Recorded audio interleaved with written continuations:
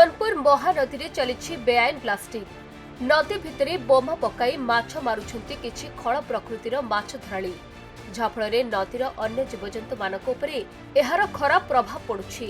थरे देखंतु एही एक्सक्लूसिव चित्र को खबर ओडिशा कैमेरा लेंस रे कैद होइथिबा दृश्य हेउछि सोनपुर शहर उपकंठस्थ पाणिसियाली बाबूपाली ग्राम अंचलर। दिन दुई पहर स्पष्ट दिवालोक केमिति ब्लास्टिंग करी माछ धरुछंती मत्स्यजीवी। काच बोतल रे विभिन्न रसायन और बारूद भर्ती करी बोमा प्रस्तुत करा जाउछि एवं एथिरे निया लगाई पानी रे फिंगी देउछंती। बोमा फुटिबा मात्रे पानी उपरकू उठी आसुछि माछ एवं सेही स्थान रे थिबा माछ संगकू अन्य जलचर जीव मध्य मरी पानी उपरे भासुछंती।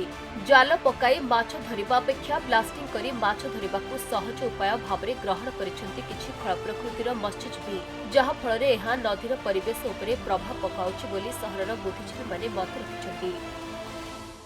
रे बहुत परिमाण रे माछ मारिकी बहुत लोक ताकर जीवन जीविका निर्वाह करुले।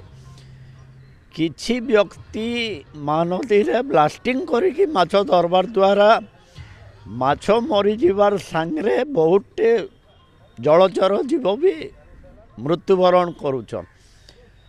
तो सोनपुर महानदी गोटे विराट जिनस, गोटे विराट आलोचनार विषय होचे सोनपुर महानदी।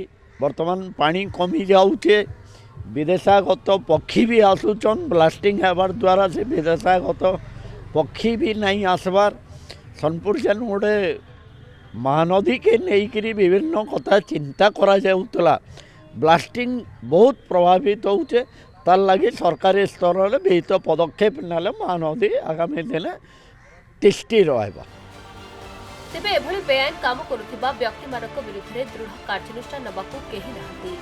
जिला वन विभाग पक्षी गणना और पक्षी सुरक्षा दायित्व नेछि सत, हेले ब्लास्टिंग पाई महानदी रे विदेशागत पक्षी संख्या कमुथिले हे यह पुलिस विभाग काम बोली कही चुप बसुछि।